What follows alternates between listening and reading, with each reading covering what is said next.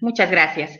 No, en unos minutos ya comenzamos. Realmente agradecida, doctor Sergio, doctora Geraldine, licenciada Guadalupe, por este día, por este tema tan importante que es en la actualización de la fibromialgia, para actualizarnos, entender más y poder hacer mucho más por nuestros pacientes. Agradecer su presencia y de todos ustedes. Bueno, empezamos con el doctor Sergio Cervonco, que es uno de nuestros invitados para el día de hoy. Él es de Argentina, es médico especialista en psiquiatría y psicología médica, subespecialista en gerontopsiquiatría y psicogeriatría, gerontología y geriatría, director del curso de actualización en el tratamiento del dolor en la Universidad de Maimónides, presidente del capítulo gerontopsiquiatría de la Asociación Neuropsiquiátrica Argentina, Paz, presidente de la Asociación Argentina para el Estudio del Dolor, miembro del grupo de fibromialgia de la Asociación Argentina de Psiquiatras. Bienvenido, mi querido doctor, con el tema diagnóstico y manejo farmacológico de la fibromialgia.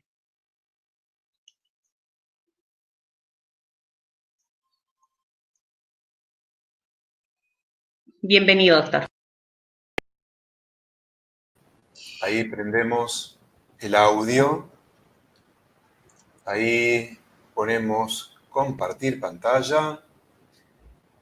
Y antes de compartir pantalla, agradezco realmente a la Asociación Boliviana del Dolor y obviamente al laboratorio que está colaborando con esta presentación en esta mesa excelente en donde Geraldine Legadillo y la licenciada Guadalupe Rosales realmente creo que van a poder hacer un broche de oro a esta presentación científica, debido a que hay mucha base de investigación científica y mucha experiencia clínica, cosa que verdaderamente necesitamos. Voy a poner compartir pantalla. Bien.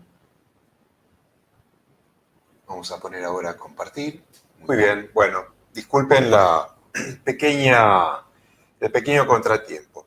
En esto que podemos llamar el diagnóstico y manejo farmacológico de la fibromialgia. Ustedes saben que en la medicina existen muchas controversias y muchos diagnósticos. Los profesionales e incluso la comunidad profesional de todo tipo, psicólogos, médicos, muchas veces manejamos las cosas como si fuesen dogmas de fe. Entonces, en otra época, cuando decían, tengo depresión, yo no creo en la depresión, tengo ataque de pánico, yo no creo en ataque de pánico, y actualmente hay mucha gente que dice, tengo fibromialgia, yo no creo en la fibromialgia, pero ella existe y vamos a por ella a ver qué es lo que sucede. Actualmente me encuentro coordinando la unidad de dolor crónico en INEVA, en Buenos Aires, y somos los receptores de tantos y tantos pacientes que cotidianamente piden ayuda para poder solventar y solucionar este tipo de problemas que muchas veces la comunidad médica no está preparada para escucharlos.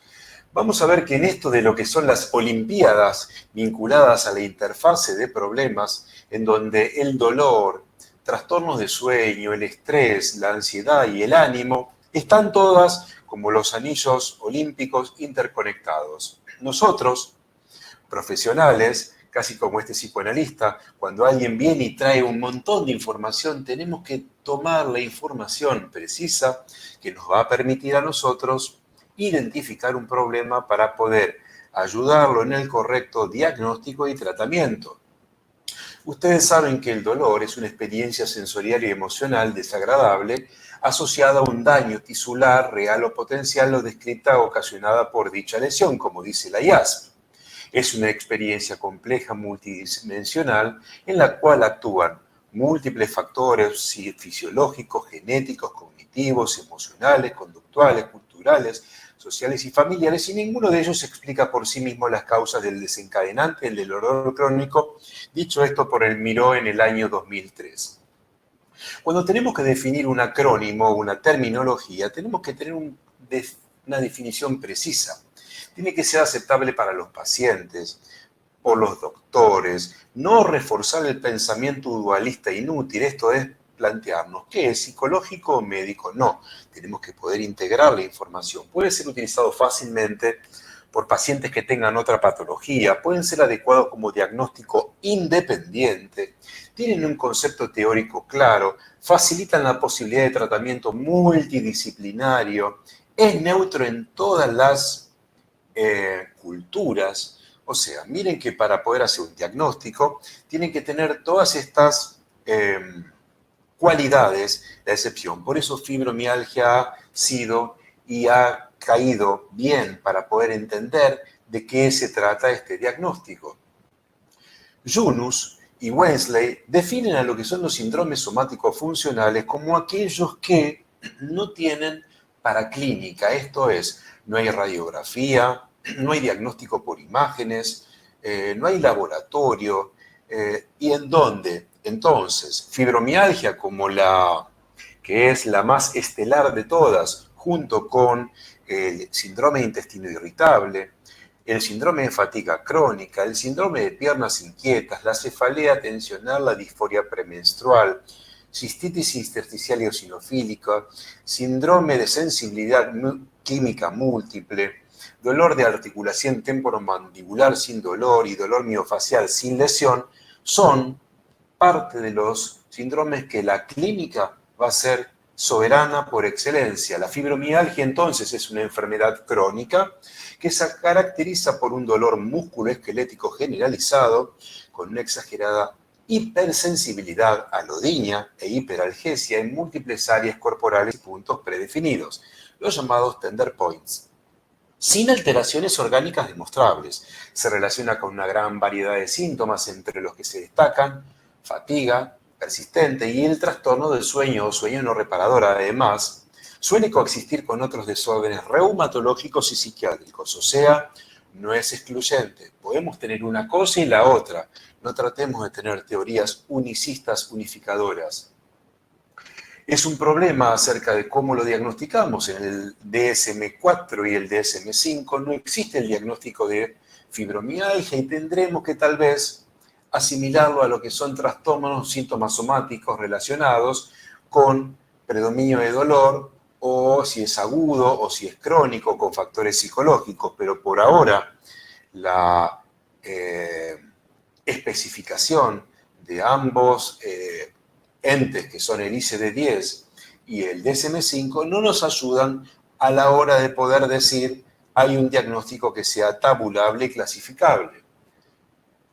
Yunus refuerza el concepto de que la fibromialgia y con otras condiciones de dolor crónico sigue siendo la principal causa de dolor en los síndromes sensitivos centrales.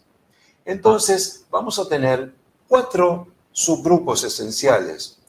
Müller, en el 2007, nos cuenta que existen 4 variedades: fibromialgia con extrema sensibilidad al dolor, sin enfermedad psiquiátrica asociada, o sea, son las puras dolorosas. Fibromialgia acompañada con síndromes depresivos. La depresión que después acompaña al síndrome de fibromialgia y la fibromialgia debido a somatización.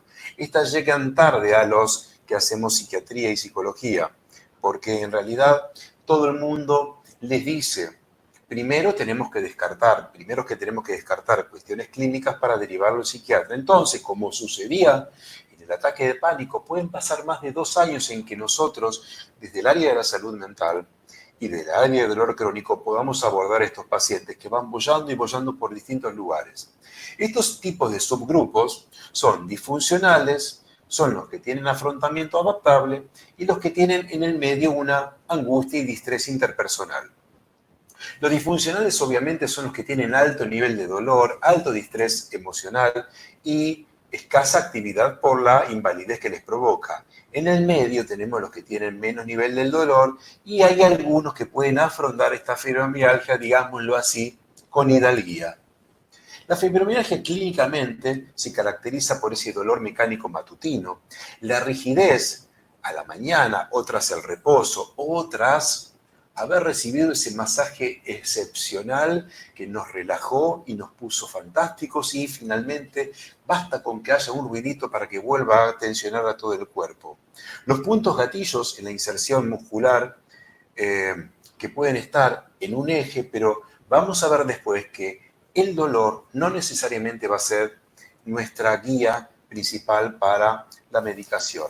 Alteraciones del sueño, fatiga de aparición matutinal, tienen en el 50% de los pacientes, parestesias, esa sensación desagradable de hormigueo en las manos y en la base de los pies, muchas veces en la base de los pies lo sienten como acartonado, síntomas gastrointestinales como intestino irritable, dispepsia, flatulencia, náuseas, constipación, y que llega hasta el 60% de los pacientes que tienen fibromialgia. Después tenemos los síntomas que es cistitis intersticial y eosinofílica, como se suele decir, dismenorrea, vejiga irritable hasta el 50%, que obviamente estos pacientes no van a dormir bien, si van a estar molestos y levantándose a cada rato. Síntomas neurovegetativos funcionales como las extremidades frías, la boca seca, hiperhidrosis, transpiración como debajo del labio de las manos, hipotensión ortostática, síndrome de Raynaud, temblor, y obviamente estos pacientes no duermen bien y tienen ansiedad.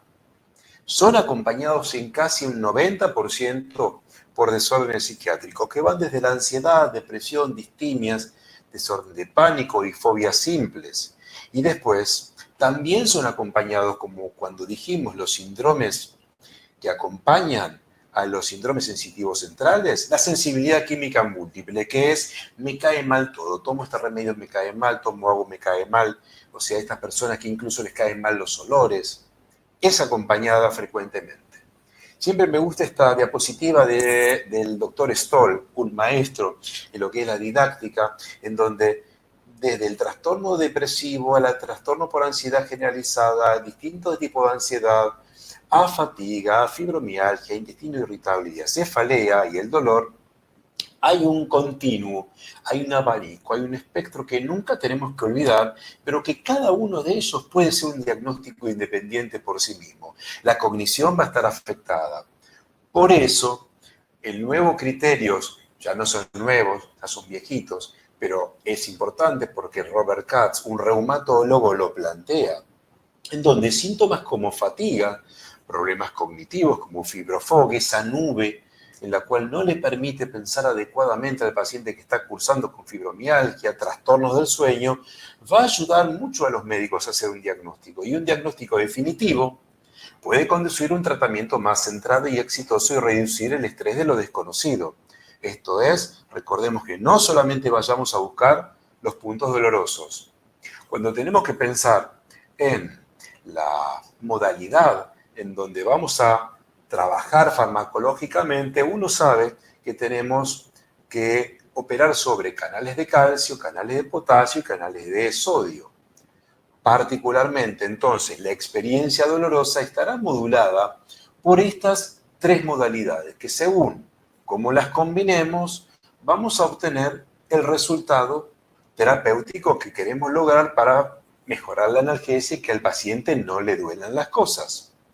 Entonces vamos a tener que presináptico o postsinápticamente, los fármacos que vamos a estar eligiendo van a tener que estar actuando principalmente en los niveles de los receptores lambda, los canales de sodio, los canales de potasio, transmisión GABA, y siempre tenemos que ver de no entrecruzar recursos, esto es que un recurso no compita con el otro por los mismos mecanismos.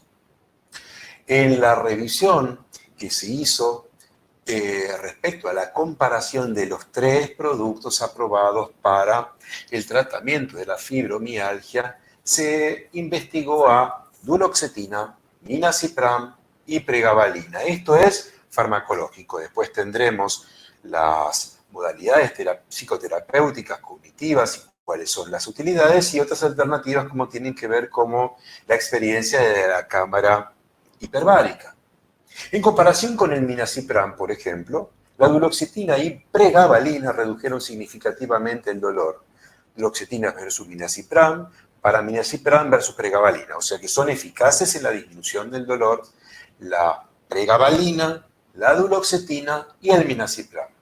Trastornos del sueño, en realidad, duloxetina y pregabalina son más eficaces que Minacipran, pero también es efectivo el Minacipran. Nosotros no contamos actualmente con Minacipran en Argentina. Digamos, la presentación que tenía algunos trastornos de náuseas. Sí tenemos la pregabalina y sí tenemos la duloxetina.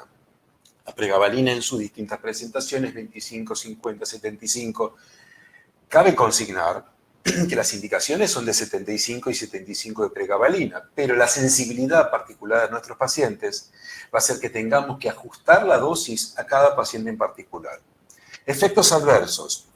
Son bastantes, pero tenemos que ir lidiando con ellos. La duloxetina y el Minacipran, por ejemplo, actúa mucho más la cefalea versus y las náuseas versus la pregabalina, que al contrario, en vez de aumentar la cefalea, pueden mejorar cuestiones vinculadas a las cefaleas y los dolores de cabeza y todo tipo de dolores. La duloxetina aumenta la diarrea, esto es porque al tocar receptores de bombas de agua que están pegaditos a las bombas de agua de serotonina en el estómago, provoca y activa la diarrea, en comparación con Minacipran, y prácticamente no hay diarrea con pregabalina. La duloxetina mejora la calidad de vida relacionada con la salud, muy parecida con la pregabalina, y el Minacipran también mejora significativamente. La duloxetina mejora significativamente el estado de ánimo, como el Minacipran, un poquitito menos la pregabalina, y la Minacipran mejora respecto a pregabalina y respecto a duloxetina la calidad en cuanto a ese síntoma de fatiga crónica, que no es específicamente el de la fibromialgia. Ustedes entonces siempre tienen que tener en cuenta los famosos algoritmos para la selección de medicamentos en el dolor crónico, en donde, como nuestros pacientes van a tener esta condición dolorosa con patologías psiquiátricas, vamos a tener al final que la pregabalina, Minacipran y duloxetina siguen siendo los fármacos aprobados desde únicamente estoy hablando desde el tema neurofarmacológico, para el tratamiento de la fibromialgia. Existen muchos tipos de tratamientos en donde algunos pueden mejorar el dolor, otros el sueño, otros el humor, otros la fatiga. Está muy de moda lo de los cannabinoides, pero hay demasiado recorrido todavía por hacer para que exista un endocannabinoide ideal para el tratamiento del dolor crónico. Después son todas experiencias que las vamos a llamar off-label, o sea que no están aprobadas para el tratamiento oficial.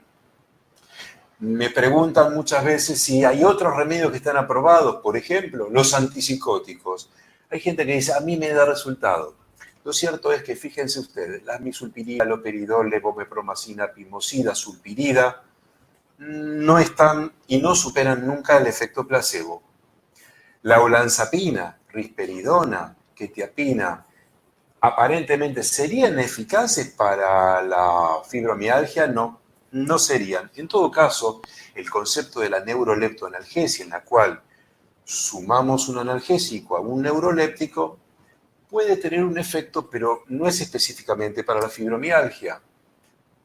La quetiapina en pacientes con fibromialgia no ha demostrado la eficacia que uno querría y los datos no son extremadamente concluyentes. Tengamos en cuenta de los antiepilépticos que a veces uno dice, bueno, hay trastornos en la conducción eléctrica, hay trastornos en la conducción nerviosa, pongamos un antiepiléptico.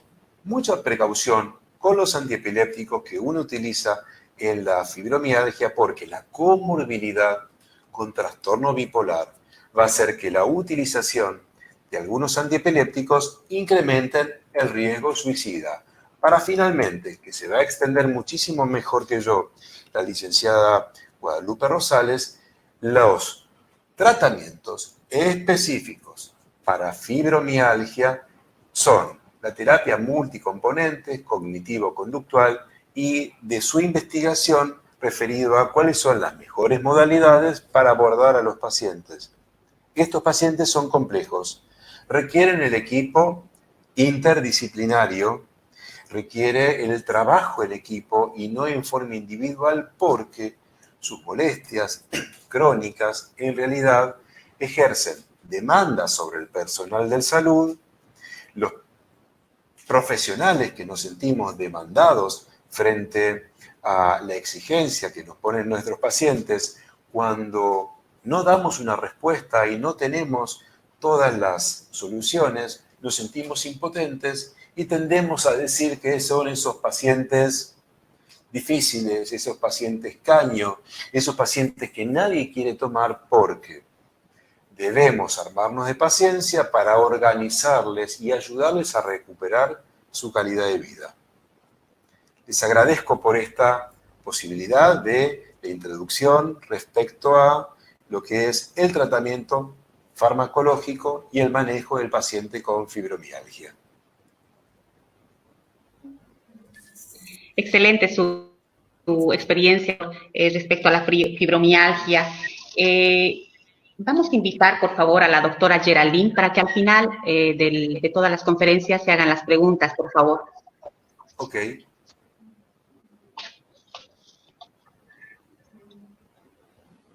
Doctora Geraldine. La doctora Geraldine Delgadillo es médico especialista en medicina general, posgrado en medicina hiperbárica, docente de posgrado en la Universidad Unifrance, médico que se encuentra a cargo en el manejo de medicina hiperbárica en el Centro Aliviar, centro especializado en el tratamiento integral del dolor. Bienvenida, doctora Geraldine. La doctora Geraldine nos va a hablar sobre los beneficios de la oxigenación hiperbárica en la fibromialgia. Doctora.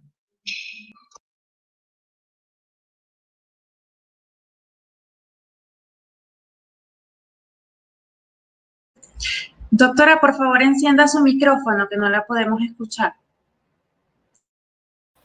Perdón. Bueno, muy buenas noches a todos los oyentes. Primero agradecer a la Sociedad de Dolor por esta invitación para participar en este webinar sobre la fibromialgia, que es un tema muy importante y que cada vez vemos más pacientes con esta enfermedad, y que es importante poder manejarla de una manera multimodal para poder tener un buen resultado con los pacientes. Yo voy a hablar sobre los beneficios que hay con la cámara hiperbárica, y bueno, también poder explicar lo que es la oxigenación hiperbárica, que muchos médicos a veces desconocen sobre el beneficio que tiene esta terapia de oxigenación. ¿Ahí se ve bien la pantalla? No, o sea, sí. Todavía no, doctora.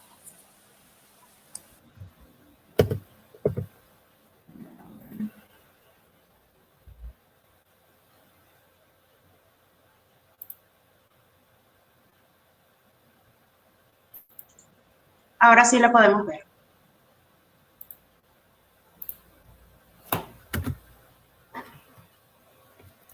Bien. Voy a hacer una pequeña introducción sobre qué es la oxigenación hiperbárica y luego vamos a ver todos los beneficios que tiene sobre el dolor y la fibromialgia. La oxigenación hiperbárica es un tipo de terapia no invasiva que consiste en administrar oxígeno puro a una presión mayor a una atmósfera con fines terapéuticos. Se dice que el oxígeno administrado a 1.3 atmósferas produce hiperoxia en nuestros tejidos.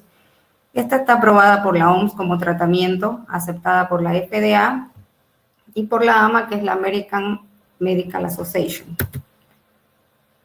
Una cámara hiperbárica es un recipiente hermético de acero provisto de una serie de sistemas y accesorios que permiten el aumento controlado de la presión, donde el paciente recibe 15 veces más oxígeno en condiciones habituales. Existen dos tipos de cámaras hiperbáricas, las monoclasas, que son estas de acá, donde ingresa un paciente, solo un paciente, y la presurización que se hace dentro de la cámara es con el mismo oxígeno que el paciente respira. y las multiplaza, que son equipos donde pueden entrar varios pacientes y los pacientes ingresan con una mascarilla y la presurización que se hace es con el mismo aire compresivo.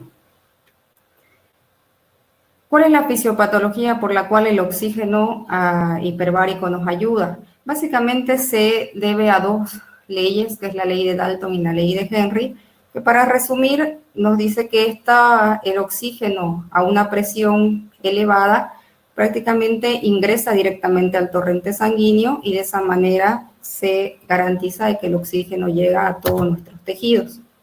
Viendo un poquito la fisiología del oxígeno, nosotros podemos ver en este cuadro que respirando en el medio ambiente solamente respiramos el 21% de oxígeno y a una atmósfera que es la atmósfera en la que nosotros vivimos, solamente proporcionamos 0.3 ml de oxígeno en nuestro organismo.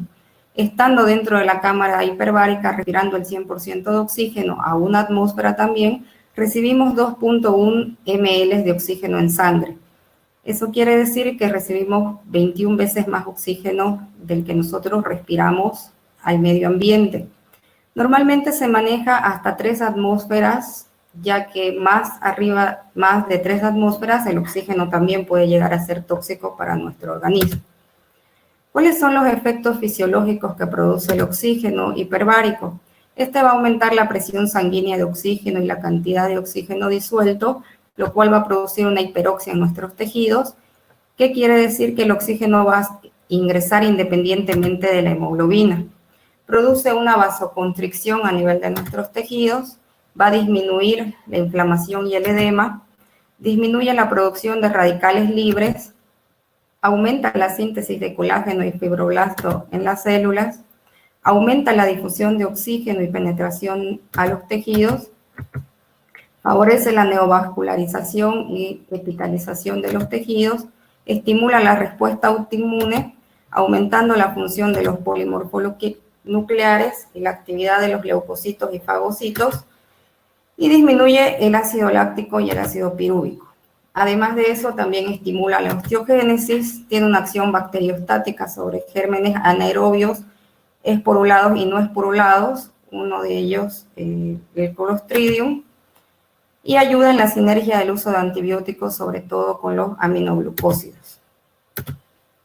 ¿Cuáles son las indicaciones? Existen indicaciones que están aprobadas por la FDA, como la embolia gaseosa, la intoxicación por monóxido de carbono, las gangrenas gaseosas, pérdidas excepcionales sanguíneas, infecciones necrotizantes de tejidos blandos, lesiones por radiación, sobre todo en los pacientes que reciben radioterapia, injertos y colgajos de piel, quemaduras térmicas, ACVs, pie diabético y úlceras varicosas. Nosotros en el centro tratamos muchos pacientes con úlceras varicosas que vienen con mucho dolor. Les voy a mostrar algunas imágenes de los pacientes que nosotros tratamos.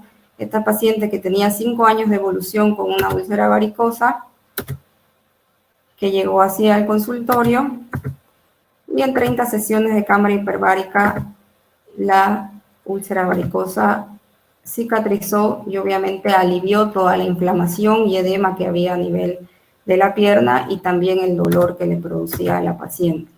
En el caso de pies diabéticos, que los pacientes diabéticos tienen una neuropatía diabética, además de la difícil cicatrización de las heridas, este es un paciente que tenía 6 meses de evolución y en 15 sesiones de cámara hiperbárica prácticamente la herida estaba cicatrizada.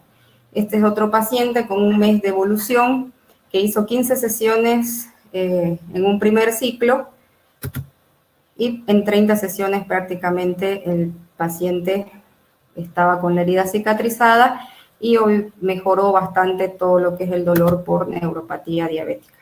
También tenemos indicaciones que están con evidencia en estudios. Una de ellas es la fibromialgia, que vamos a ver hoy día cuál es el mecanismo de acción, la artritis, esclerosis múltiple, el autismo, la neuropatía diabética que les comentaba, el dolor crónico, las migrañas, y entre otras. Pero además de eso, la cámara hiperbárica también ayuda a las personas sanas. Tiene indicaciones ya que retrasa la aparición de los efectos de la vejez, oxigena y tonifica la piel, Aumenta el rendimiento deportivo, hay muchos deportistas, sobre todo en otros países, que utilizan la cámara hiperbárica. Mejora la memoria, mejora el estrés y el sueño y aumenta la respuesta del sistema autoinmune. Las contraindicaciones para que un paciente pueda realizar cámara hiperbárica: no existen contraindicaciones absolutas. Las relativas son toracotomías previas, antecedentes de neumotórax espontáneo, enfermedades infecciosas y catarrales respiratorias altas, sinupatías crónicas o agudas y la claustrofobia, en este caso más en las cámaras monoplazas donde ingresa una sola persona. Vamos a ver un poquito sobre el dolor, yéndonos ya un poco a la parte de fibromialgia, y vemos un pantallazo que el dolor se origina por estimulación de receptores para el dolor, nociceptores. Este estímulo camina por las vías aferentes de transmisión nerviosa, pasa por las vías medulares ascendentes superiores a los centros superiores como el tálamo, hipotálamo, el sistema límbico, y alcanza diferentes áreas de la corteza cerebral.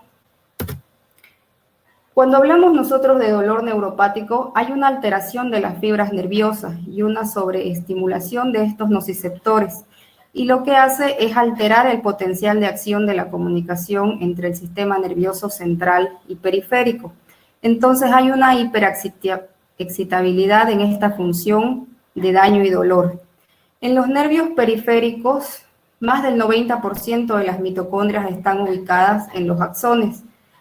Por lo tanto, hay un defecto en el metabolismo energético de las mitocondrias que puede causar una modificación en el gradiente de la producción de ATP y en la cadena de transporte de los electrones y en la fosforilación oxidativa y en las bombas dependientes de ATP.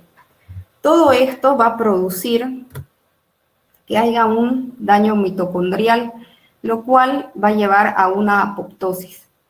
Este daño mitocondrial produce una destrucción del tejido nervioso, donde la oxigenación hiperbárica mejora este efecto y trabaja regulando la mitofagia de las mitocondrias dañadas en los lisosomas, lo cual va a permitir mantener la función celular apropiada. En el caso del dolor neuropático, este proceso de mitofagia se encuentra alterado. Existe un daño neuronal y por consiguiente hay una alteración en las mitocondrias. Las mismas se vuelven disfuncionales y este mal funcionamiento de las mitocondrias va a generar un proceso de mayor inflamación, mayor destrucción del tejido y acumulación de radicales libres, lo cual va a llevar a un efecto de peroxidación y una producción de compuestos tóxicos. La oxigenación hiperbárica, como les decía, va a promover esta mitofagia, ayudando a la destrucción de las mitocondrias alteradas. Y lo que hace es regular esta función para generar una restauración. Va a restaurar el potencial de acción entre las neuronas, el estímulo nervioso, va a aumentar la síntesis de ATP y va a mejorar la formación de mielina.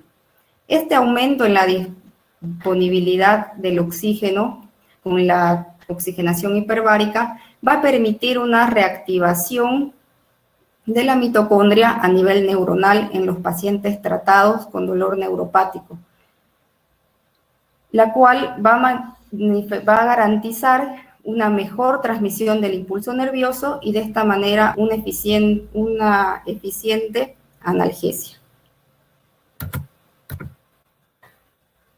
Viendo toda esta fisiopatología que se produce en el dolor neuropático, vamos a ver cuáles son los beneficios propios sobre la fibromialgia.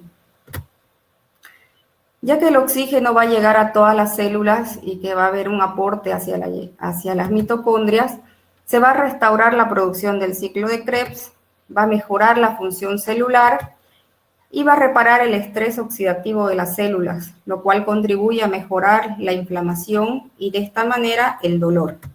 Además de eso, la formación de colágeno va a ayudar a reparar los tejidos dañados en la fibromialgia y en el sistema nervioso va a mejorar la circulación y la plasticidad, que va a contribuir a la alteración de los neurotransmisores que están involucrados en la fibromialgia. Aquí podemos ver algunos artículos que salieron en la revista Pine, donde se hizo una revisión sobre cómo actuaban las cámaras en el dolor crónico. Y se hizo un estudio comparativo donde se realizaron estudios con 26 pacientes con fibromialgia que recibieron oxígeno hiperbárico 15 sesiones diarias de 90 minutos a 2.4 atmósferas. Y se realizó el mismo estudio paralelo con 24 pacientes con fibromialgia que hicieron un simulacro recibiendo oxígeno normal a 1 atmósfera durante 20 minutos. ¿Cuál fue el resultado de este estudio? Hubo una disminución significativa del dolor, de los puntos sensibles del dolor y del umbral, y los pacientes que no recibieron tratamiento continuaron con la misma sintomatología que al inicio. Tenemos otro artículo que salió en la revista PLOS ONE que nos habla sobre la terapia de oxígeno hiperbárico que ayuda a disminuir el síndrome de la fibromialgia. Hicieron un estudio retrospectivo donde acá ya pudieron realizar mayores estudios para ver cuáles eran los beneficios que se realizaban, donde se realizaron estudios de imágenes SPECT en pacientes con fibromialgia y en pacientes sanos, la cual reveló una actividad elevada en la corteza somatosensorial y una actividad reducida en las cortezas frontal, cingulada, medial, temporal y cerebelosa en los pacientes con fibromialgia. Estos hallazgos pueden indicar que la sensación de dolor amplificada en pacientes con fibromialgia se asocia en gran medida con un procesamiento de mayor nivel en la información del cerebro. El análisis de las imágenes SPECT reveló la rectificación de la actividad cerebral anormal, una disminución de la hiperactividad principal en la región posterior y la elevación de la actividad reducida principalmente en áreas frontales. El estudio se hizo con 60 pacientes de sexo femenino, entre 21 y 67 años, diagnosticadas hace 2 años. El protocolo realizó 40 sesiones diarias de 90 minutos a 2 atmósferas. 5 pacientes abandonaron el tratamiento por claustrofobia. 12 pacientes no realizaron el tratamiento, el cual mantuvo la medicación igual que al inicio. Y los pacientes que realizaron la terapia, 7 de ellos dejaron de tomar la medicación diaria, 5 disminuyeron de 3 a 2 medicamentos, 4 disminuyeron de 3 a 1 medicamento y los demás pacientes manifestaron una disminución del dolor en la mejoría en el sueño y mejor calidad de vida. Como conclusión de este estudio, que proporciona la evidencia de que la terapia de oxígeno hiperbárico puede mejorar la calidad de vida y el bienestar de muchos pacientes con fibromialgia y muestra por primera vez que la terapia de oxigenación puede inducir a la neuroplasticidad y rectificar significativamente la actividad cerebral en áreas relacionadas con el dolor en pacientes con fibromialgia. En la experiencia que nosotros tenemos en el Centro Aliviar con los pacientes de fibromialgia, todos los pacientes nos refieren una gran mejoría en lo que es el nivel del sueño, disminución de dolor, disminución del cansancio, que es los principales síntomas que los pacientes aquejan, y que disminuya la cantidad de medicación que toma el paciente, ¿no? Cabe recalcar que un tratamiento exitoso de fibromialgia debe ir de la mano de la parte clínica, tanto la parte de medicamentos, nutrición, apoyo de psicoterapia, fisioterapia. Entonces, es un tratamiento que se debe manejar de manera multimodal. Y la oxigenación hiperbárica, que es una alternativa más, que podemos tenerlas ya ahora aquí en Santa Cruz, para poder tratar a los pacientes con fibromialgia. Muchas gracias. Y eso sería la presentación. Muchas gracias, doctora Geraldine. Excelente su intervención, doctora. Por favor, dejamos en la parte final todas las preguntas, por favor, de los oyentes. Continuamos y damos la bienvenida a la licenciada Guadalupe Rosales. La licenciada es de Argentina. Ella es psicóloga especialista en psicología clínica y terapeuta cognitiva conductual en la Universidad de Buenos Aires, becaria doctoral en investigación sobre dolor crónico en Argentina, Instituto de Investigaciones, la Facultad de Psicología en la Universidad de Buenos Aires, además secretaria general de la Asociación Argentina para el Estudio del Dolor, docente de grado y posgrado en la Facultad de Psicología de la Universidad de Buenos Aires, miembro activo de la IASP, terapeuta cognitivo certificada por la Asociación Argentina de Terapeuta Cognitiva, presidente Congreso Argentino de Dolor, edición 2017. Licenciada, bienvenida. Nos hablará del tema ¿qué consigue la terapia cognitivo-conductual en la mejoría de la fibromialgia? Bienvenida. Gracias, doctora. Muchas gracias por la presentación. Voy a dar lugar a compartir los slides.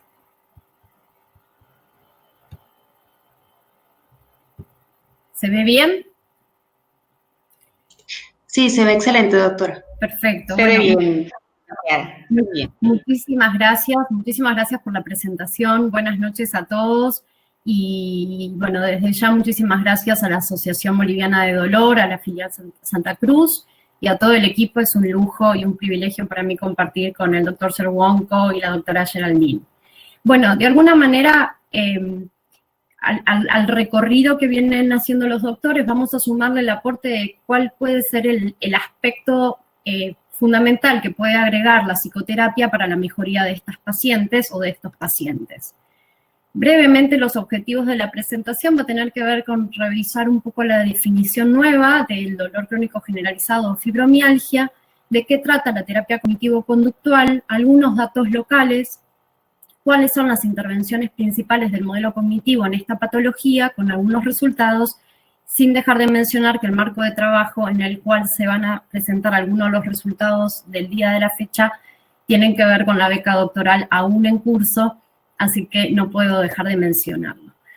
¿Qué pasó desde que se publicó la CIE 11 a cargo de la Organización Mundial de la Salud con la revisión del equipo de dolor, de revisión de clasificación de dolor de la IASP? Bueno, de alguna manera el dolor crónico generalizado o el dolor generalizado crónico, que tiene que ver con efectivamente la definición que toma relevancia la fibromialgia en esta clasificación, pasa a mencionar que el dolor crónico generalizado va a ser un dolor difuso que va a afectar un mínimo de 4 o de 5 de las regiones del cuerpo, pensándolo desde el punto de vista funcional, y que se va a asociar con malestar emocional, ansiedad, ira o frustración o estado depresivo, y discapacidad funcional, es decir, una interferencia en la actividad de la vida diaria y menor participación social de las pacientes. El dolor generalizado crónico es multifactorial, es decir, que diversos factores biológicos, psicológicos y sociales van a contribuir al síndrome del dolor. ¿Por qué es tan importante que tengamos en cuenta esta cuestión? Porque pasa a ser considerado tanto el dolor percibido como la discapacidad funcional, como el malestar emocional, como parte de la clasificación de esta patología o de este síndrome, como mencionaba el doctor Cerwonko, que incluye varias patologías dentro del síndrome sensitivo central. ¿Y por qué es tan importante considerar los aspectos psicológicos, sociales y el malestar emocional percibido? Porque si nosotros no hacemos foco de manera multicomponente en estos aspectos, probablemente tengamos mejoría en el corto plazo de estas pacientes, pero en el largo plazo el malestar va a volver a surgir. Esto ya lo decía el doctor recientemente, el dolor generalizado se presenta, digamos, dramáticamente en la mayoría de las pacientes, y hablo en femenino por la prevalencia, pero en general en todos los pacientes con fibromialgia, con una cantidad de síntomas que lo vemos de manera repetitiva y que van migrando y que tienen que ver con justamente lo que pasa en un cuerpo donde el sistema nervioso central está alterado. Ahí empieza a haber una cantidad de cortocircuitos, como mencionaba la doctora Geraldine, en la percepción de la experiencia dolorosa. Entonces suelen aparecer infecciones recurrentes, suele aparecer un síndrome de intestino irritable muy frecuentemente, cefaleas, estado de ánimo depresivo, ansiedad, sueño recurrente o no reparador, fatiga como parte del síndrome del cual estamos hablando. Ahora, no son solamente muchos síntomas, sino que desde el punto de vista de la psicopatología es muy importante que nosotros tengamos en cuenta cuál es la comorbilidad de los trastornos psiquiátricos que se presentan con un cuadro como la fibromialgia, y nos encontramos con datos bastante desalentadores, pero no tanto en el tratamiento. Ahora ya lo vamos a ver por qué. Desde el punto de vista del sueño no reparador o algunos aspectos que ya define el trastorno de insomnio digamos, insomnio recurrente, entre un 45% como insomnio y un 75% como sueño no reparador fue reportado ya por Martínez y equipo en el 2014 como una de las características prevalentes de este cuadro. También se presentan datos de un 45% de prevalencia en trastornos de estrés postraumático, 35% de depresión, que eso está en gran debate, porque muchas veces en las investigaciones se codifican lo que son síntomas depresivos, pero no se determina un trastorno depresivo clínico per se. Aspectos ansiosos o sintomatología ansiosa en un 31%, y abuso de sustancias un 3%, reporta Miki y equipo en el 2018, pero esto realmente deberíamos revisarlo porque a nivel cultural cambia mucho lo que los pacientes abusan respecto de fármacos o respecto de otras alternativas. Un pequeño recorte de lo que sucedió o viene sucediendo con el estudio que estoy realizando en Argentina, de una muestra de 231 pacientes de dolor crónico en general. Los pacientes que tienen fibromialgia fueron 18, es decir, que alcanza casi un 7% de la muestra, 7,8%. Es un montón para lo que la prevalencia general y mundial habla en términos de la prevalencia de fibromialgia, que es aproximadamente un 2%. Pero es interesante que de alguna manera también puede llegar a ser sesgada esta muestra porque relevamos pacientes con dolor crónico identificado como diagnóstico. Y lo interesante es que dentro de los datos de media, las pacientes presentan un tiempo de dolor de entre 5 a 10 años, con niveles de dolor promedio de 6 en escala de evaluación, con un nivel de discapacidad de 7, de 1 a 10, con un nivel de incapacidad para trabajar de 6, con escalas donde miden la graduación del dolor crónico a lo largo de los días durante 3 meses, y la mayoría de los pacientes o la media de los pacientes refieren realizar 3 tratamientos de manera simultánea, lo cual no está mal. Lo que pasa después deberíamos ver qué tipo de tratamientos realizan. Y hay un dato relevante en relación a esto. El 100% de los pacientes de mi muestra refirieron haber vivenciado situaciones traumáticas. Y esto tiene mucho que ver con una teoría relacionada con la fibromialgia, en la cual hoy no voy a profundizar, pero es interesante que lo tengamos en cuenta para pensar qué hace la psicoterapia en pacientes de estas características. Abandono de padres en épocas tempranas, fallecimientos de hijos, abuso sexual, abandono de padres, suicidios de familiares, violencia familiar extrema. Tengamos en cuenta, por favor, que son datos no generalizables y, digamos, de primera mano, de un estudio todavía no procesado del todo, y es muy poquito, son 18 pacientes, pero ya nos empieza a dar un poquito de información respecto de la característica de la fibromialgia en nuestro contexto. De 18 pacientes, 14 tienen sintomatología depresiva moderada grave. De 18 pacientes, el total presentaron alto nivel de catastrofización sobre el dolor, que genera ansiedad desde el punto de vista del ánimo. Tienen altos niveles de rumiación, lo cual hacen preponderancia a la depresión, y de los 18 pacientes, 5 realizaban o psicoterapia o psiquiatría, y 8 de ellos terapias alternativas.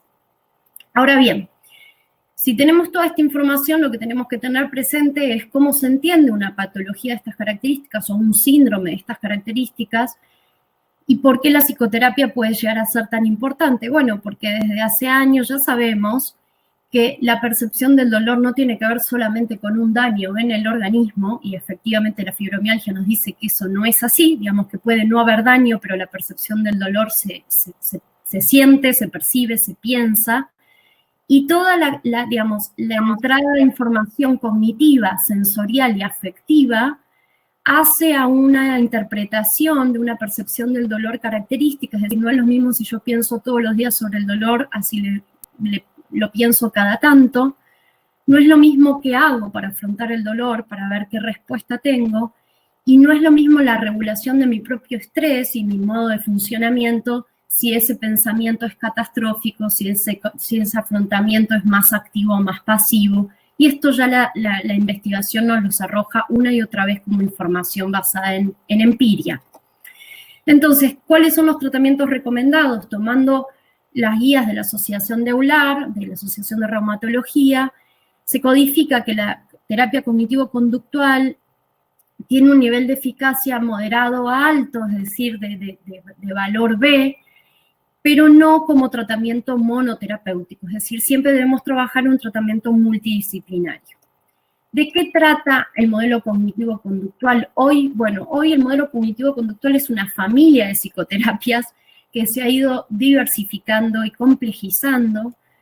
La terapia cognitivo-conductual estándar después tuvo una reversión en lo que se llama ACT, que es terapia de aceptación y compromiso. Luego se trabajó fuertemente en lo que es la terapia cognitivo-conductual basada en el mindfulness. Tenemos la activación conductual como terapia. Tenemos la terapia cognitivo-conductual basada en herramientas basadas en Internet, la virtual. Todo lo que es el tratamiento basado en la reducción del estrés, mindfulness en reducción del estrés, y lo que es la terapia metacognitiva. Es decir, hoy es un mundo. Pero las guías de recomendación nos dicen todo el tiempo que tenemos que hacer base en dos grandes tratamientos. En la terapia cognitivo-conductual estándar con componentes de la terapia de aceptación y compromiso y de la terapia de mindfulness, o la terapia de aceptación y compromiso como terapia monoterapéutica, pero en el complemento con las otras disciplinas. Es decir, que vamos a hacer foco en estos dos aspectos. ¿Qué dice la terapia cognitivo-conductual para aquellos que no están familiarizados con el tema?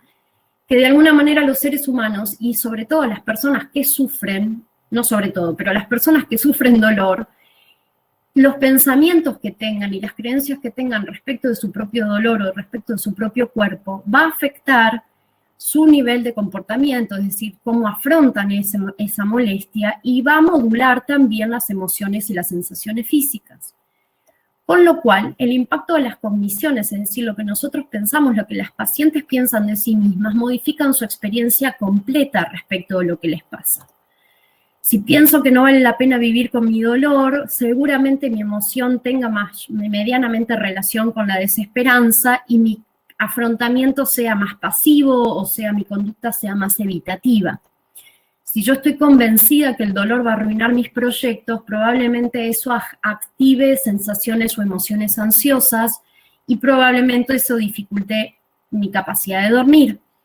Lo estoy haciendo muy reduccionista, ¿sí? Pero es como para explicar un poco la relación que hay entre pensamientos, emociones y conductas. Si yo creo que me lo merezco, ese dolor, el dolor diario y generalizado, voy a tener una percepción de culpa y probablemente sea una gran abandonadora de tratamientos.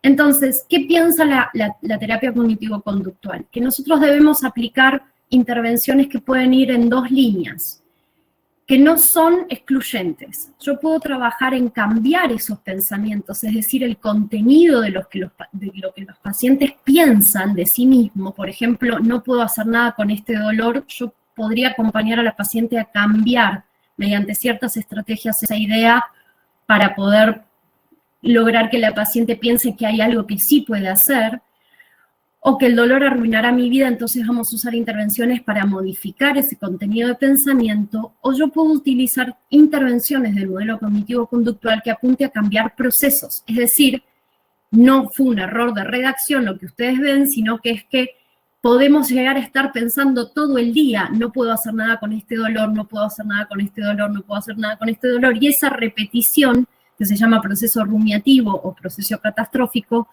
hace que efectivamente la percepción dolorosa aumente y las sensaciones de malestar aumenten. Entonces la intervención de la TCC, del modelo cognitivo, va a ser poder enseñarle a esos pacientes a romper esos procesos cotidianos y permanentes que generan tanto malestar.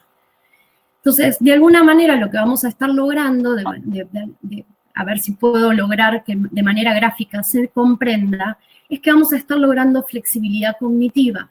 Es decir, enseñarle a nuestros pacientes, mediante determinadas estrategias, que si nosotros modificamos o flexibilizamos el modo de pensar las cosas, incluso mi propio mecanismo fisiológico, toda esa conexión diaria de información de pensamientos que tenemos, incluso antes de dormir, que es lo que nos genera tanto insomnio, nosotros lo podemos modificar, porque si yo armo un surco permanente que toma protagonismo en mi cabeza del dolor que siento y de todo lo que me pasa, yo tengo que generar un camino alternativo a esa percepción dolorosa, porque es la única manera que yo le gane a esa percepción que está generando tantísimo malestar y está aumentando la percepción de malestar diario y disfuncionalidad. Ese mecanismo es el que nosotros denominamos en terapia cognitivo-conductual reestructuración cognitiva. ¿Para qué? Para que la percepción de dolor a nivel cognitivo y emocional no refiera todo el día a la señal de alarma y nos permita interpretar a diario alguna señal de calma mínimamente, porque mi idea de mí misma está más orientada a la actividad y al afrontamiento y a la calma que a la catástrofe y al dolor permanente. Entonces, utilizamos un montón de estrategias para eso. Acuérdense lo que decía la definición de fibromialgia: malestar emocional, dolor percibido y discapacidad funcional. Y usamos distintas técnicas que van en dirección a generar esos cambios. A fines de que esto sea medianamente breve e introductorio, voy a hacer pequeño foco en esas tres que ustedes están viendo. Con una antesala fundamental. Siempre psicoeducamos, siempre le explicamos a los pacientes de qué trata lo que les pasa, por qué se les hicieron 1500 imágenes y no hay ningún daño en su cuerpo y ellos perciben dolor. Entonces utilizamos distintos recursos, escritos, virtuales, sencillos, WhatsApp, lo que esté a nuestra mano para ir enseñándole a los pacientes a hacerse cargo de lo que les pasa, pero sin culpa, ¿sí? Que puedan entender que de alguna manera el cuerpo puede darnos dolor cuando no necesariamente hay un daño tisular. Y la primera estrategia que podemos mencionar hoy es lo que se llama regulación emocional. En general son pacientes que tienen una respuesta emocional hipersensitiva. ¿Y por qué la guitarra eléctrica y el amplificador? Porque yo siempre les enseño que de alguna manera las sensaciones que tienen en el cuerpo es rasgar una guitarra casi desconectada del amplificador, pero que ellas las perciben o ellos los perciben como un dolor a un volumen 10. Bueno, lo que vamos a enseñarles es a regular esas emociones, esas conductas, para que si rasgueo suavecito, suene suavecito y la percepción física no se sienta tan extrema. ¿Por qué? Porque en general eso va acompañado de conductas muy, disfuncionales y tienen respuestas muy impulsivas, y entonces a sensaciones de nivel 1 quizás reaccionan a nivel 10 con una conducta muy disruptiva, o a sensaciones físicas 10 no dicen nada, se quedan calladas o callados, y entonces en ese silencio y en esa pasividad toman una conducta de nivel súper pasiva, y eso hace que obviamente se modifiquen todo el tiempo las percepciones de lo que le pasa y lo que puede llegar a hacer para mejorar, y dañan mucho sus relaciones interpersonales. Entonces les enseñamos estrategias que apunten a jugar una regulación emocional de niveles moderados y que a sensaciones tan extremas no respondamos tan extremamente. Hay evidencia sobre esto. El equipo de Almudena Trucharte, que para mí es una gran referente en dolor crónico, habla de que efectivamente si nosotros trabajamos con enseñarle a las pacientes a regular emociones y conductas, hay un impacto en la mejoría de la percepción de dolor y hay un impacto en la mejoría de la discapacidad. La segunda intervención que utilizamos es la reestructuración cognitiva. No lo estoy mencionando en orden, sino que simplemente como gráfico de lo que podemos llegar a hacer. La reestructuración cognitiva es lo que les mencionaba previamente, que tiene que ver con generar alternativas de pensamientos. Y para generar alternativas de pensamientos yo tengo que cambiar sesgos. Las pacientes o los pacientes suelen tener pensamientos polarizados, piensan a todo o nada, piensan en extremos. Entonces utilizamos estrategias que les permitan pensar en probabilidades, disminuir esa lectura tan dicotómica. Piensan dramáticamente, por ejemplo, tuve que dejar este trabajo por culpa del dolor y no podré regresar. Y las acompañamos, y tienen razón, digamos, duele, se siente mal, la pasan muy mal. Entonces ayudamos a evaluar las consecuencias reales de esa situación, porque muchas veces pueden lograr visualizar que no necesariamente tienen que abandonar todas las tareas, sino readaptarlas. Muchas veces tienen lectura del pensamiento. Me preguntan cómo estoy porque les doy pena. Esto no tiene que ver con que no entiendan lo que les pasa, sino que efectivamente muchos años de sentir dolor generalizado sin ninguna evidencia hace que armen pensamientos sesgados que nosotros tenemos que ayudar a trabajar y reestructurar en sesión. Por insistencia, por sugestión, para nada. Buscando evidencias, buscando datos de su vida cotidiana que nos permitan disminuir los sesgos y poder poner a prueba un poco sus percepciones respecto de lo que les pasa. ¿Para qué? Para que si yo puedo cambiar los pensamientos hacia una línea un poco más optimista de que seguir viviendo más allá del dolor, lo que yo lo puedo superar, genere emociones más esperanzadoras y haya una conducta de mayor afrontamiento. Si yo puedo llegar a pensar que el dolor no arruinará completamente mis logros, probablemente haya una emoción más de confianza, de seguridad, y entonces eso hasta me permita descansar un poco la cabeza antes de ir a dormir. Y si yo de alguna manera de la culpa que tenía previamente pienso que en vez de merecerme el dolor no me lo merezco, bueno, probablemente haya una actitud, una emoción más resiliente y haya mayor adherencia a todos los tratamientos que necesitamos implementar. Como último y para cerrar, es muy importante tener en cuenta que estos pacientes suelen tender a la pasividad y restringir todas las actividades que solían hacer porque tienen mucho miedo al dolor, miedo a que genere mayor tensión, miedo a las migrañas, a los dolores permanentes. Entonces, una de las cosas que trabajamos en terapia cognitivo-conductual es acompañarlas a hacer una exposición gradual para ir logrando cambiar ideas respecto de cómo, por ejemplo, en un primer paso, moverme o caminar ajustado a las recomendaciones de los profesionales del tratamiento, eso de a poquito va a ir generando cambios, no solamente a nivel cognitivo, sino a nivel emocional, para que después quizás, si no salía a caminar, pueda levantar a mis niños o a mis niñas, y que probablemente en un tercer paso pueda hacer una actividad física adecuada a la patología, pero programada y sistemática. Entonces, en cada uno de estos pasos trabajamos con lo mismo que les mencionaba, cambiamos pensamientos y al mismo tiempo trabajamos con reducir ese proceso de rumiación o de catastrofización permanente. Entonces, ¿cuál es el éxito de la terapia cognitivo-conductual en este término? Que cambia los factores de mantenimiento, cambia todos los procesos que sostienen la patología en el largo plazo a nivel cognitivo, emocional y conductual. Entonces, puede trabajar en reducir esa migración de cuadros, o esa comorbilidad que se presenta permanentemente, porque son todos cuadros que se presentan justamente por procesos cognitivos y emocionales similares. ¿Qué nos dice la evidencia? Y con esto cierro.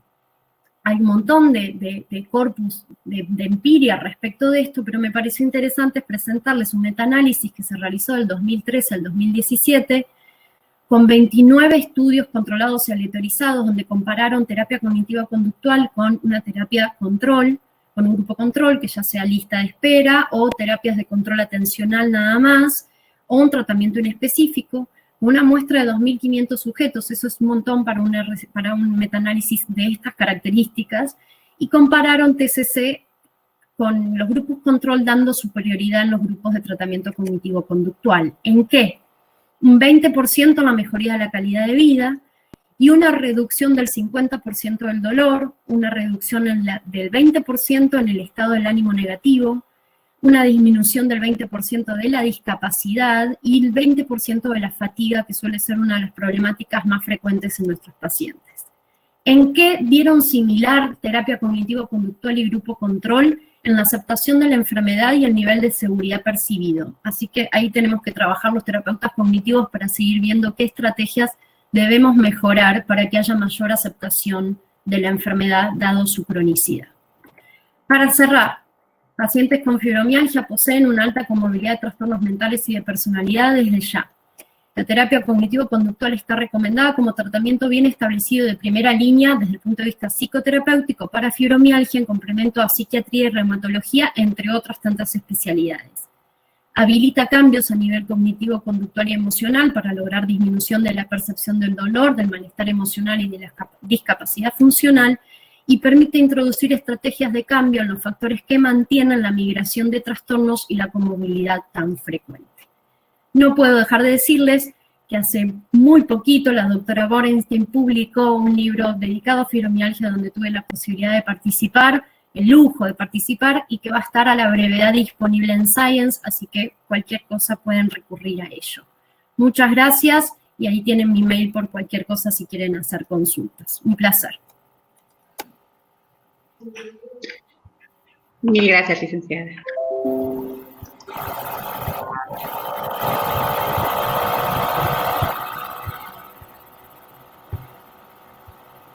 Bueno, muy buenas noches. Desde la Asociación Boliviana de Dolor, la doctora Wendy Rojas les habla. No quiero dejar de saludarlos y agradecerles nuevamente por estar con nosotros a todos los participantes, y un agradecimiento especial a Sergio, a Guadalupe, a Geraldine, a Mirta por estar compartiendo este tiempo con nosotros.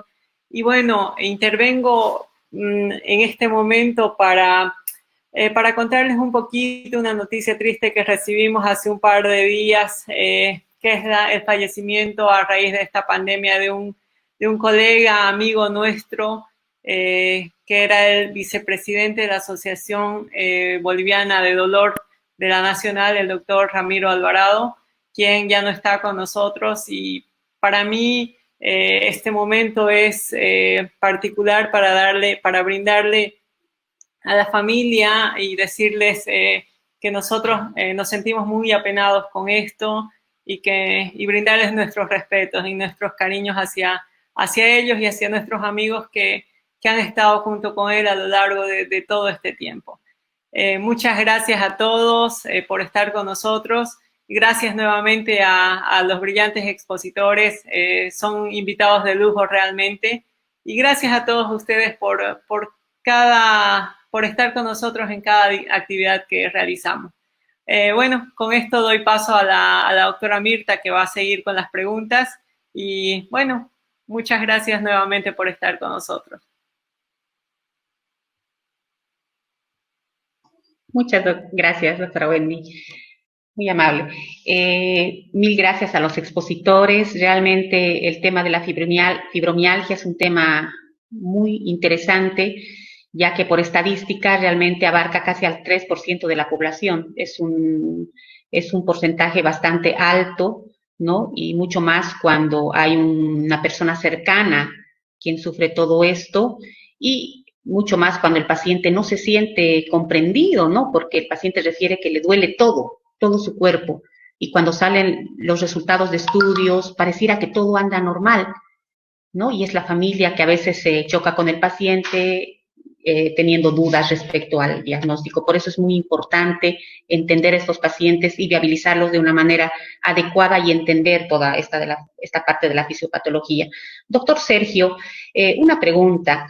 Respecto a este tema de la fibromialgia, y hablando de todo ello, se remarcó que es fundamental el abordaje multidisciplinario, ¿no? Por la complejidad que requiere, que es parte del síndrome, ¿no? Ya que realmente los pacientes, en lugar de ser pacientes por todo el cuadro, se tornan impacientes, ¿no? Respecto al tratamiento en conjunto, ¿qué opina usted? ¿Qué especialidades tendrían que estar incluidas ahí para el abordaje multidisciplinario?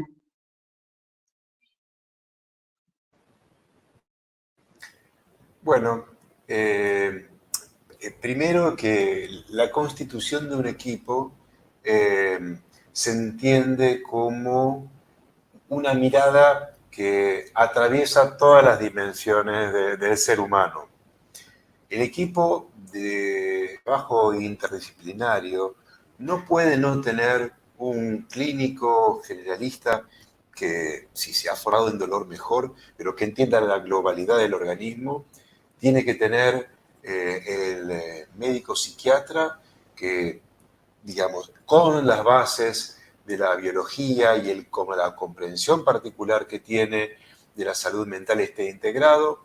Muchas veces en algunos servicios no hay psiquiatra, o en algunos lugares no está este clínico formado, pero el médico que sea el orientador en cuanto a la patología médica tiene que estar ampliamente formado, no solamente en la búsqueda de indicadores clínicos, sino de poder tener una mirada amplia y articularlo con, por ejemplo, dentro del equipo, que esté la parte de psicología para establecer las estrategias de terapéutica cognitiva, y por el otro lado, tiene que haber o un profesor de gimnasia entrenado en el área de trabajo de pacientes con dolor, o un fisioterapeuta o kinesiólogo que pueda trabajar con esto, y yo agregaría un asistente social dentro de este equipo.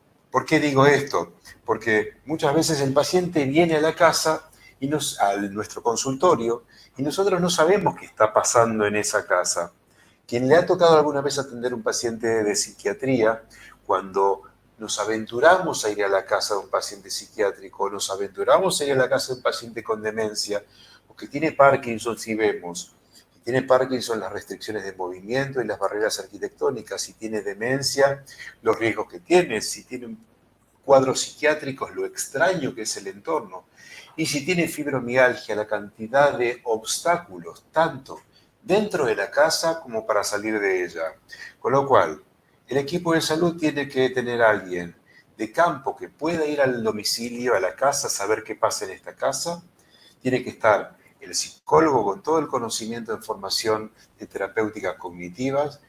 Tiene que trabajar con el médico, que puede ser el psiquiatra, el clínico, el reumatólogo, todos aquellos en cuales tengamos ganas de meternos verdaderamente en el barro de nuestros pacientes.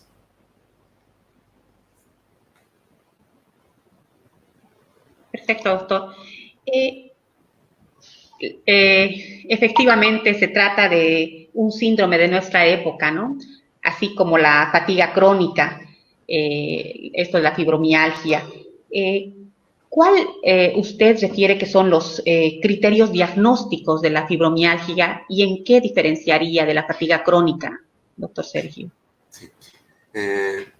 La fatiga crónica tiene algunos síntomas que se le agregan distintos a la fibromialgia, como pueden ser los ganglios que se inflaman, o puede ser la fiebre que tienen los pacientes de fatiga crónica. En los pacientes que tienen fatiga crónica hay algún desencadenante viral cercano, hay algún desencadenante traumático cercano, algún choque cercano, diferente a la fibromialgia, que los traumas se ubican mucho más en la infancia temprana, en donde uno de los rasgos que tienen los pacientes con fibromialgia en los laboratorios es la disminución del cortisol plasmático. O sea, son pacientes que están achatados y aplanados en sus corticoides. Es como si su sistema suprarrenal noradrenérgico hubiese quedado sin capacidad de reacción desde la infancia. Existen, cuando decimos que no hay estudios de laboratorio o estudios diagnósticos, no es exactamente absoluto esto. ¿Por qué digo esto? Porque el SPECT, el PET, la resonancia magnética con tractografía, y después, cuando nosotros vemos los resultados, si disminuye la sustancia gris en distintas partes del cerebro, y vemos concentración de colina, glutamato, GABA, receptores opioides o dopamina. Digo todo esto porque en realidad existen indicadores, pero que no son taxativos, no son categóricos y son de pequeñas relevaciones de grupo control, con lo cual más la fatiga crónica requiere productos que activen la adrenalina, y la fibromialgia tiene que ver con productos que le modulen el dolor. El paciente con fibro tiene dolor, el paciente con fatiga tiene este agotamiento, y tal vez entre los dos comparten el fíbrofo, que esta situación como si fuese de una especie de demencia transitoria que tienen los pacientes cuando están mal, que si uno los evalúa neurocognitivamente, uno dice, pero el paciente estaba bien y ahora no rinde cognitivamente, debe estar teniendo alguna lesión cerebral. y no están teniendo una lesión cerebral, tienen la famosa niebla, la famosa nube. Obviamente las mujeres hormonalmente, al tener muchísimas más fluctuaciones que los varones, tienen algún score en contra, porque subidas y bajadas hormonales, subidas y bajadas en las cuales sus defensas se modifican más que el género masculino, están con mucho más desventaja.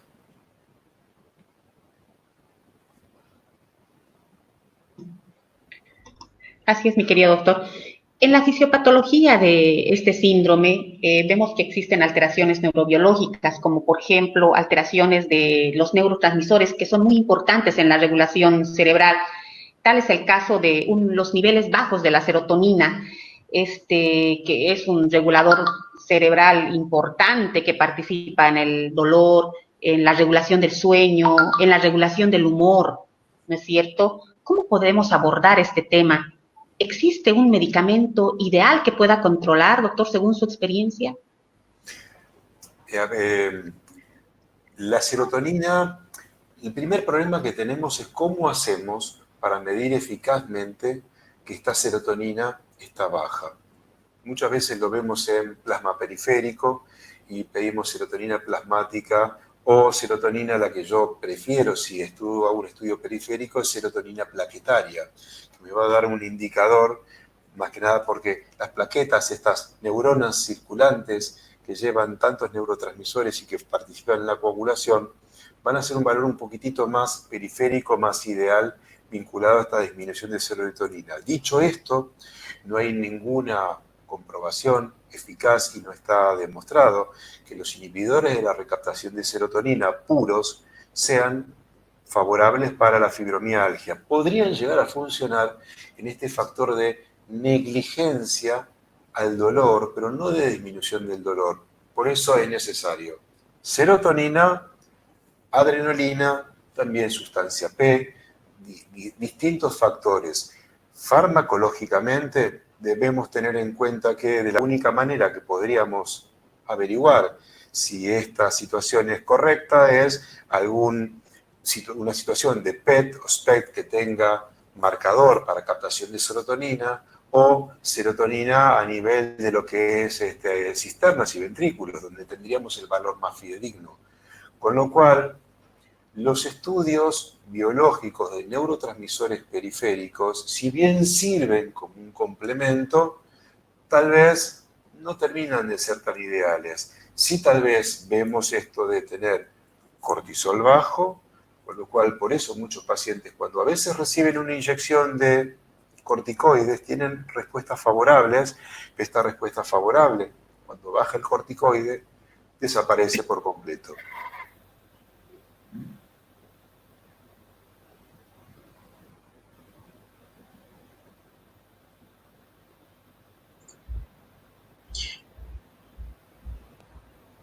Doctora, no la estamos escuchando. Por favor, encienda su micrófono. Hola, doctora, no la escucho, ¿eh?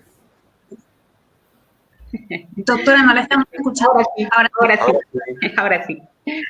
En estos pacientes que tienen fibromialgia, por el dolor generalizado que presentan, los impide moverse, ¿no es cierto? Tienen bastante restricción. ¿Cómo podemos evaluar el grado de discapacidad que presentan estos pacientes clínicamente? ¿Existe algo para evaluar este aspecto y cómo lo podemos ayudar? Sí, yo creo que la licenciada Guadalupe Rosales, en una cantidad de escalas y evaluaciones que ha investigado para su doctorando y en lo que tiene que ver con los modelos de catastrofización del dolor, nos podría tal vez ilustrar y brindar algunos aportes que tal vez sean sencillos de comprender y escalas que tal vez podamos aplicar para medir algo que no tenga que ver solamente con esas caritas y las reglitas del 1 al 10, del 1 al 5, del 1 al 4. ¿Qué tal? ¿Qué los podrías comentar, Guadalupe? Así es. No se te escucha, ¿eh? Disculpen. Gracias, doctor, por el pie de la pregunta y la doctora por sugerir, digamos, pensar qué hacemos con esta percepción de discapacidad. La percepción de discapacidad es una percepción también, o sea, muchos pacientes, esto también hasta tiene un impacto cultural, digamos, muchos pacientes con dolores muy altos, niveles muy altos de dolor, funcionan muy bien, trabajan, hacen sus tareas domésticas, siguen haciendo sus actividades cotidianas y no perciben discapacidad a pesar de niveles altos de dolor, o viceversa, ¿no? Tenemos pacientes que con un dolor, un umbral de dolor, digamos, en niveles bajos, tienen un nivel de discapacidad o disfuncionalidad muy alto. Entonces, esto lo tenemos que evaluar de manera subjetiva, autorreportada por el paciente, y en general lo que los protocolos nos informan es que lo que mejor podemos hacer es indagar eso al inicio del tratamiento, en fase aguda, en la fase de continuación, es decir, pasado los 2 meses de tratamiento, como para hacer una comparación de qué percibe el paciente respecto de su discapacidad y antes de dar un alta. Para eso tenemos instrumentos. A nivel global hay instrumentos como la escala de graduación de dolor crónico de von Korff, que es una escala norteamericana que estamos en proceso de adaptarla acá en la Argentina, pero está adaptada en el idioma español por el equipo de Ferrer, de García Ferrer en España, para que todos los que nos manejamos en idioma español lo podamos utilizar. Las escalas de catastrofización ante el dolor de Sullivan, las escalas la propia escala de McGill adaptada en español nos permite también tener cierta información de cuál es la discapacidad que percibe el paciente. ¿De qué manera nos ayudan estos instrumentos? Nos ayudan teniendo presente qué percibe el paciente en ese momento y después haciendo una comparación longitudinal para ir viendo cómo va cambiando esa percepción. En general, lo que miden los instrumentos es el nivel de discapacidad funcional de los pacientes en sus actividades cotidianas, en la capacidad de vestirse, en los hábitos básicos, alimentarse, dormir, hacer actividad física, y en las actividades que son más complejas, que tienen que ver con actividades de placer, actividades de ocio, actividades laborales que requieran un nivel de compromiso físico más alto. Esto está basado en instrumentos, pero recuerden siempre que la clínica y nuestra relación y nuestra entrevista con el paciente siempre es, digamos, prioritaria para ir revisando cuál es el nivel de disfuncionalidad que percibe el paciente y esto conversarlo entre profesionales. Porque muchas veces aparecen nuestros propios sesgos, donde yo puedo ver que la paciente funciona muy bien y mi sesgo es que no tiene tanto nivel de discapacidad, pero cuando llega al consultorio del kinesiólogo o del especialista en actividad física, menciona otras dificultades y entonces ya entre profesionales tenemos diferencias. Por eso es tan importante que entre colegas o entre profesionales de distintas disciplinas hablemos cuál es el nivel de discapacidad percibido del paciente en momento agudo y en momento precario. Excelente, licenciada. Dentro de la terapia que usted menciona, es fundamental la aceptación de la enfermedad del paciente, ¿no es cierto? Ya con la aceptación es un gran paso que da el paciente para el lineamiento de toda la terapia.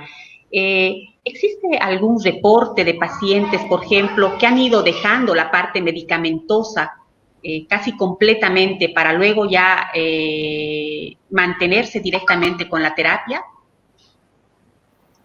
Bueno, a ver, hay 2 grandes aspectos. Primero, para trabajar en la aceptación de la enfermedad, insisto con el componente que tenemos desde el punto de vista de la psicoterapia y que podemos compartir con todo el equipo, que es la psicoeducación. La psicoeducación no es un aspecto, digamos, exclusivo de la terapia cognitiva conductual. Podemos trabajar con el mismo material, tanto para el paciente como para la familia, para que puedan comprender y hacer un trabajo conjunto de construir el diseño de lo que a cada paciente le pasa, porque si no comprenden y no estamos todos hablando el mismo idioma, en general la capacidad de aceptación es muy baja. Cuando eso sucede, los pacientes ya pueden comprender lo que les pasa, cuáles pueden ser sus pronósticos, si adhieren mejor a todos los tratamientos, pasamos a psicoeducar sobre la importancia de todos los componentes del tratamiento, porque son pacientes que tienen un promedio de duración de la patología de 5, 6, 7, 10 años de malestar. Entonces, cuando nosotros somos claros en que si trabajamos en equipo, ese tiempo de malestar se va a reducir, aunque seamos varios profesionales trabajando en conjunto, y eso a veces pueda llegar a ser un desgaste para la familia o el paciente, al fin y al cabo está comprobado que eso genera eficiencia porque disminuye los tiempos de sufrimiento. Y ahí entra, en esa instancia, entra un poco este aspecto de qué pasa con la adherencia a la medicación y qué pasa con la adherencia a la psicoterapia y qué pasa con la adherencia a la actividad física programada o a una posibilidad de cámara hiperbárica, como mencionaba Geraldine, ¿no? Es decir, ahí tenemos que trabajar en conjunto para evaluar cuáles son los componentes básicos que va a recibir este paciente y poderle dar la información también basándonos en la mayor cantidad de ejemplos clínicos para que los pacientes entiendan por qué esos componentes van a ser importantes en la combinación y mantener la adherencia a esos tratamientos le va a poder dar mejoría en la calidad de vida en un menor plazo del que vienen teniendo, porque en general son pacientes que vienen haciendo sobre consultas y digamos, se llenan de imágenes y de estudios y demás, y si trabajamos finalmente en conjunto, pero basándonos en la misma información y psicoeducando, se evalúa que los tiempos de mejoría son mucho más apropiados y hay que trabajar con la adherencia a la medicación cuando los pacientes realmente lo necesitan y hay que trabajar con la adherencia a los otros componentes del tratamiento porque ya toda la evidencia científica nos dice que acá solos no podemos, no vamos a dar grandes resultados. Excelente, licenciada. Doctora Geraldine, hay una pregunta. Obviamente sabemos que el manejo es multidisciplinario, pero se tiene un poco de estadísticas, por ejemplo, respecto a la efectividad del tratamiento en un paciente con fibromialgia con el uso de la cámara hiperbárica. ¿Existe estadísticas, porcentajes? Bien, no existe una estadística exacta, ¿no?, de cuánto mejora el paciente con cámara hiperbárica, pero sí en los estudios que se han realizado, los pacientes muestran una gran mejoría en lo que es el dolor, la mejoría del sueño, mejorar la calidad de vida, y en la experiencia nuestra en los pacientes que hemos manejado en Aliviar, casi el 90% de los pacientes que han realizado terapia de cámara hiperbárica han tenido una gran respuesta a la terapia, ¿no? Haciendo obviamente protocolos o ciclos de 10 sesiones a 20 sesiones con los pacientes, disminuyendo la cantidad de medicación que tomaban, mejorando la calidad del sueño, el cansancio, la fatiga que tienen estos pacientes. Entonces, el tratamiento con los pacientes en realidad es tratar de mejorar esa calidad de vida, pero no existe una evidencia exacta de decir, qué sé yo, el 30% de los pacientes mejoran o el 40%, o sea, no hay algo evidente en esa parte. Excelente, doctora. ¿Algunos efectos secundarios que usted haya visto en gran medida en estos pacientes? No, en realidad la oxigenación hiperbárica no tiene efectos secundarios. En general, los efectos secundarios se ven si los pacientes no se manejan de una manera adecuada. Como mencioné en la presentación, si nosotros manejamos pacientes mayores a 3 atmósferas, obviamente el oxígeno puede llegar a ser tóxico y el paciente presentar algunos efectos secundarios. Pero si se maneja de una manera adecuada dentro de los parámetros de presiones atmosféricas con el oxígeno, no hay ningún efecto secundario que el paciente pueda presentar. Respecto a su experiencia en el manejo de la cámara hiperbárica a nivel del mar, ¿tiene algún reporte del manejo de la cámara hiperbárica en la altura, por ejemplo, en la ciudad de La Paz? En realidad la altura, ya sea en la ciudad que esté a nivel del mar o en la ciudad de La Paz, no va a variar porque la presión que aumenta es dentro de la cámara, ¿no? La presión atmosférica en la que nosotros vivimos es igual acá o a nivel del mar, estamos a 1 atmósfera. la presión varía estando ya dentro del equipo, ¿no? Donde la hiperoxia que se ve en los tejidos es cuando la persona está arriba de 1.3 atmósferas, que es donde empieza a ver el resultado de la oxigenación hiperbárica. Una pregunta que han ido preguntando varios de los participantes, que es la misma pregunta, es acerca de este actual virus al que estamos sometidos todos, ¿no es cierto?, el COVID. En el síndrome post-COVID, ¿nos serviría el uso de cámara hiperbárica por la fatiga, por el dolor que se tiene? ¿Ayudaría a la cámara hiperbárica? Sí, en realidad hay estudios que se han hecho. Uno de los primeros estudios fue justamente en Wuhan, en pacientes que estaban cursando en realidad el COVID, donde todos sabemos que el COVID produce hipoxia a nivel pulmonar y obviamente administrando oxígeno hiperbárico en estos pacientes se veía una mejoría de esa hipoxia y los pacientes prácticamente salieron de la hipoxia pulmonar sin necesidad tal vez de llegar a un respirador, ¿no?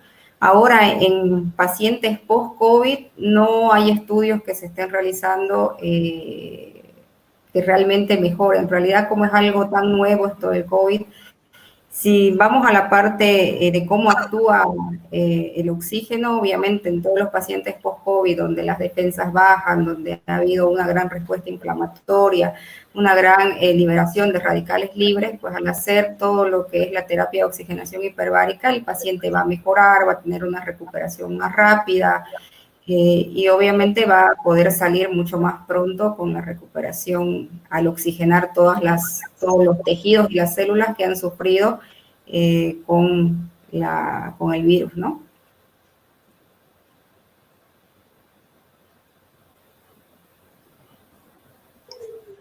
Perfecto, doctora. Muchísimas gracias.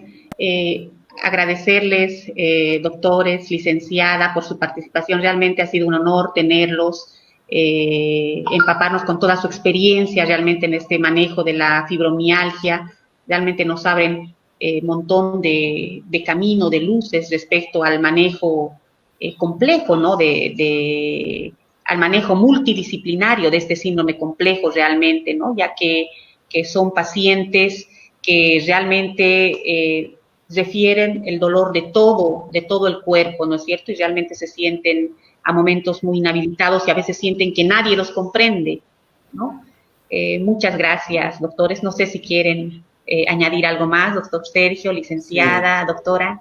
Algo que tal vez querría comentar es que este momento particular de pandemia, con aislamiento social y disminución de la actividad, uno está viendo que los pacientes que tienen fibromialgia tienen un doble impacto porque verdaderamente reducen mucho más sus movimientos, reducen mucho más su actividad y por el otro lado, todas las personas tenemos algún tipo de comorbilidad, tenemos algún tipo de dificultad, algo que nos cuesta enfrentar.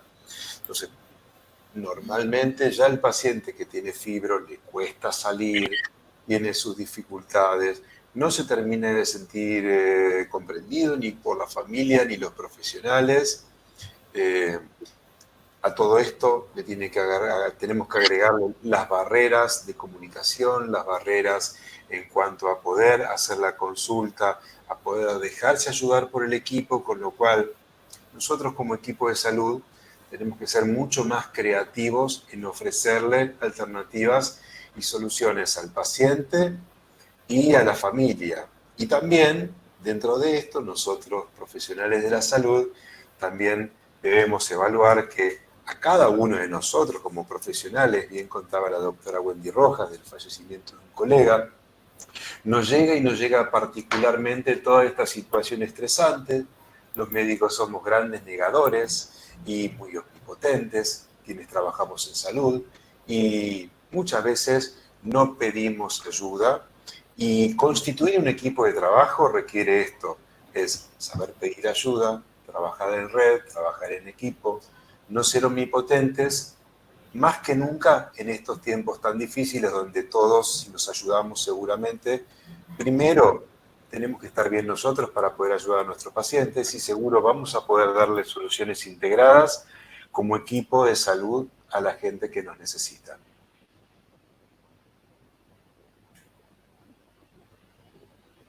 Sí, es así totalmente. Perfecto, doctor.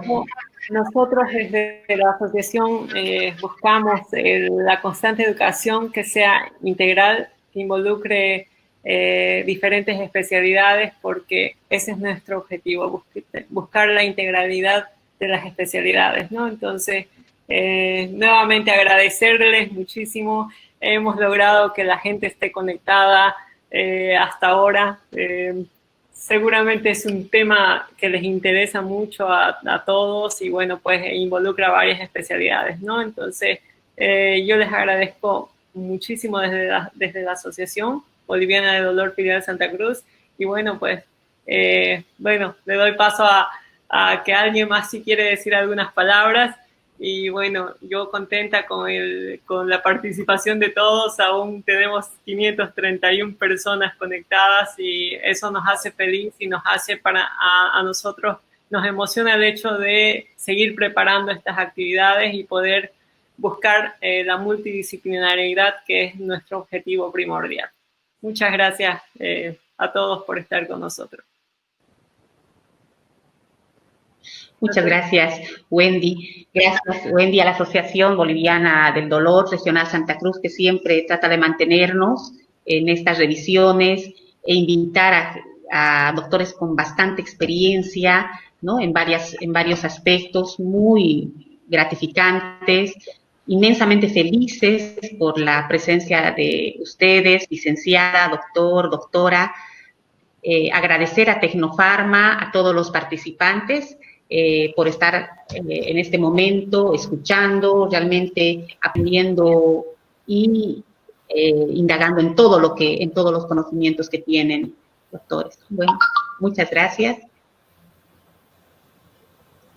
Bueno, agradecer a la Sociedad del Dolor por esta invitación y bueno, recalcar que siempre todos los tratamientos que se hacen cuando se manejan de manera interdisciplinaria, donde todos puedan aportar con los tratamientos que se realizan, creo que los pacientes pueden tener un mejor tratamiento y un mejor resultado y es la mejor manera de trabajar en beneficio del paciente, ¿no? Solo eso. Gracias. Bueno, cierro con un breve comentario, acuerdo con lo que comentan los doctores en general, gracias Wendy, gracias a la asociación, y sí, desde ya agradecer el espacio, porque estamos conectados un montón de países, un montón de profesiones, y de alguna manera estas patologías nos obligan a que estemos intercambiando información actual respecto a cuáles son los tratamientos que mejor necesitan, o sea, que más necesitan nuestros pacientes, pero de esta manera. La verdad que un placer porque de alguna manera nos acercamos también entre distintas culturas a pensar cómo quizás una presentación clínica compleja se puede hacer sencilla si nos ponemos bastante de acuerdo y hacemos las cosas bien. Así que gracias, un placer. Gracias a todos, entonces hasta otra oportunidad será. Muchas gracias, excelente participación de ustedes. Gracias Sergio, gracias Guadalupe, Geraldine, Mirta y a todos, todos los que han participado desde Colombia, Perú, Venezuela, Argentina. Muchísimas gracias a todos. Chile, Brasil, hemos visto amigos que han estado conectados y saludándonos también. Bueno, nos despedimos y bueno, será hasta una próxima que ya les vamos a estar enviando la próxima actividad que tengamos. Muchísimas gracias. Y bueno, adiós, se cuidan bastante y bueno, pues los queremos volver a ver en algún encuentro presencial luego también. Un abrazo, un beso a todos. Adiós. Adiós. Muchas gracias a todos por su participación y les recordamos que en un lapso de aproximadamente 48 horas recibirán un replay de la presentación de esta noche. Será hasta una nueva oportunidad. Muchas gracias. Gracias, Valeria.